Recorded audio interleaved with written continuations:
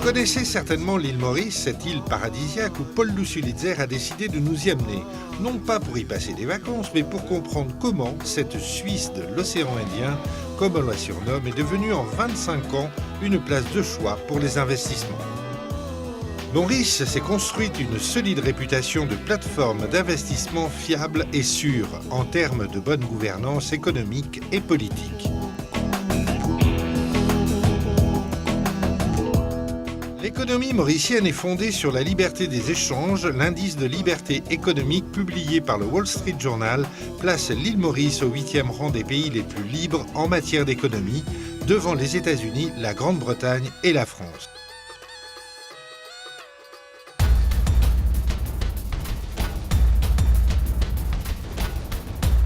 Ce dynamisme résulte du travail acharné du Board of Investment, BOI, l'agence de promotion de l'investissement.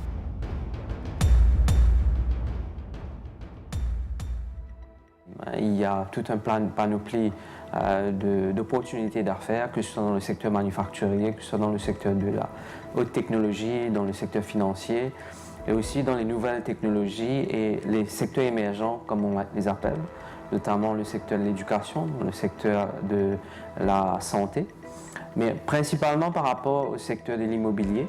Donc le gouvernement a mis en place un scheme. Cela donne à l'île Maurice un atout incomparable pour les investisseurs pour venir travailler, vivre à Maurice. La vitalité économique du pays est soutenue par une excellente protection des actifs. Maurice est d'ailleurs signataire de près de 40 traités de non-double imposition sur le modèle de l'OCDE pour faciliter les mouvements de capitaux. Well, the Mauritius Stock Exchange was set up in 1989, so it's a relatively young exchange with a history of about 25 years, but it's been one of the most innovative exchanges in Africa because we've been at the forefront of changes, driving, the process of African exchanges. We are the first exchange, for example, that has set up a multi-currency listing, trading and settlement platform, which would allow an issuer in Africa or an issuer coming from any emerging market space to come and list a product in US dollar, in euro, in GBP or in South African, trade the product in Mauritius in any of these four underlying international currencies and settle those transactions in those four international currencies. So basically, Mauritius is positioning itself, and the Stock Exchange of Mauritius is positioning itself as an important capital raising, listing and trading platform for African ventures. Moreover, I think what is very attractive for an investor looking at the Mauritian market is the fact that there is no capital gains tax on profits that investors make on our market. There is no taxes on dividends. And then Mauritius is a very open economy with a freely convertible currency environment. So it's a very attractive place to come and look at in terms of investments. And also because we have companies that have been doing extremely well that are listed on our exchange. La Mauritian Bankers Association est présidée par Aïcha Timol. Cette association des banques mauriciennes travaille à responsabiliser les banques et les services financiers de l'île. La MBA est l'association de toutes les banques mauriciennes qui sont implantées à Maurice, aussi bien les banques domestiques que les banques internationales.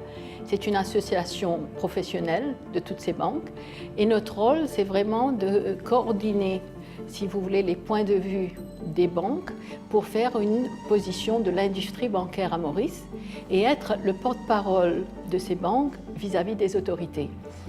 Madame Timol, dans l'environnement mondial, où il y a une véritable guerre des nations développées contre les paradis fiscaux, comment positionnez-vous Maurice? Nous avons des normes internationales qui sont appliquées dans tous les secteurs du secteur financier.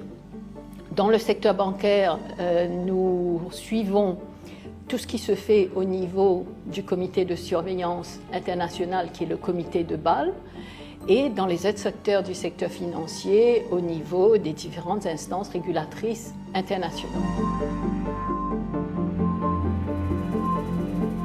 Le développement a été quand même très important les 10 dernières années.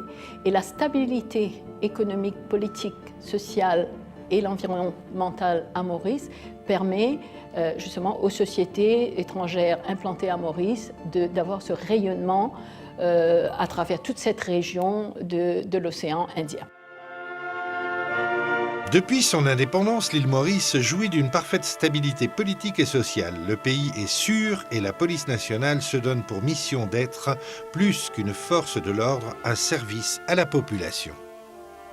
Notre police a une force de 11 300 personnes.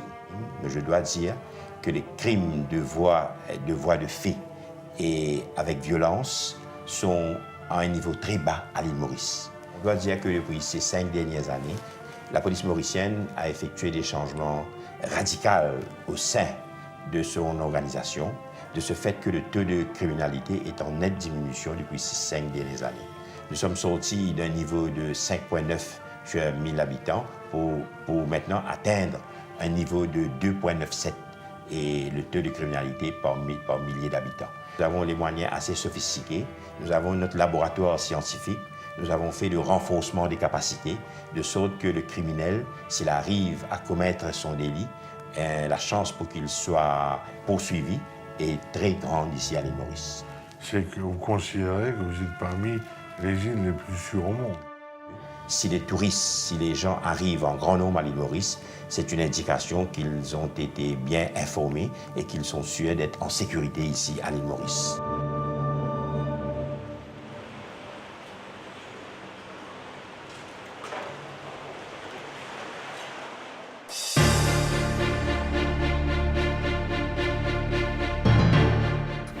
Maurice est passé d'une économie dominée par la culture de la canne à une économie de services variés et sophistiqués.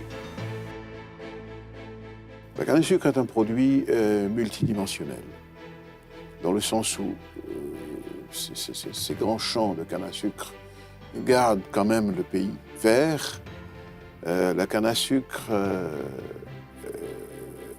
est une plante où rien n'est jeté.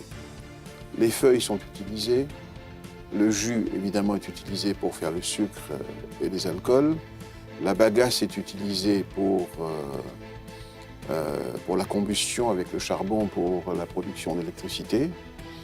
Et il y a eu au fil de 2 siècles et demi, 3 siècles, tout un mode de vie très souvent invisible de l'extérieur qui s'est développé autour de la canne, autour des champs de canne et autour des institutions liées à la culture de la canne à sucre.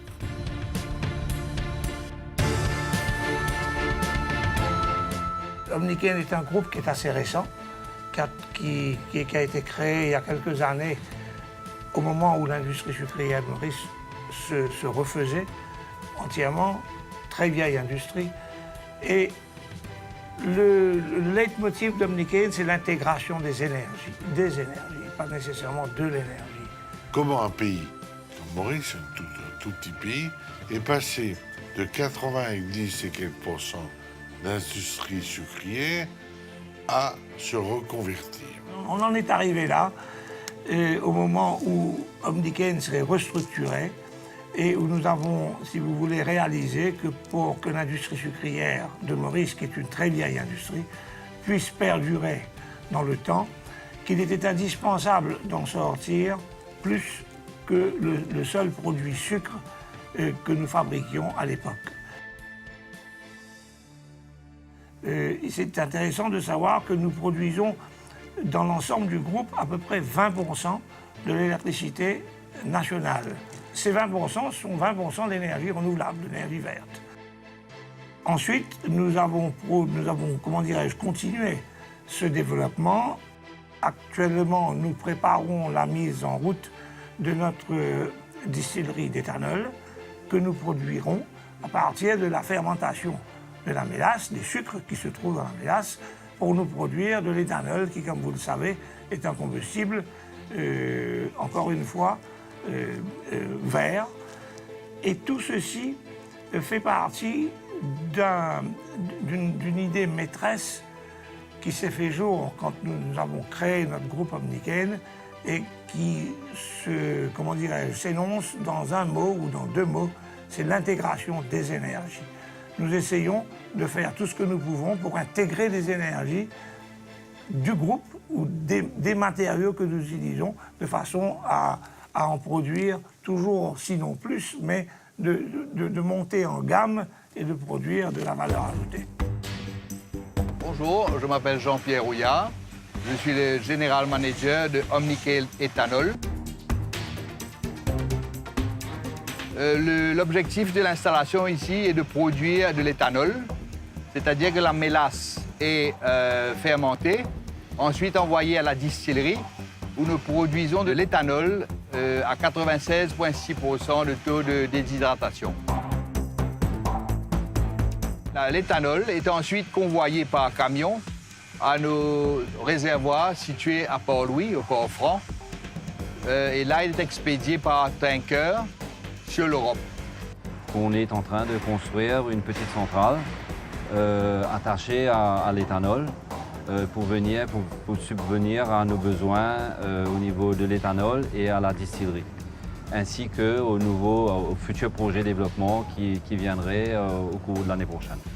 Le groupe aussi a investi dans un projet de sécurité alimentaire qui consiste à stocker de la pomme de terre, de faire pousser de la pomme de terre, la stocker et la diffuser dans le pays. Ce projet est en lien étroit avec le projet du gouvernement de sécurité alimentaire.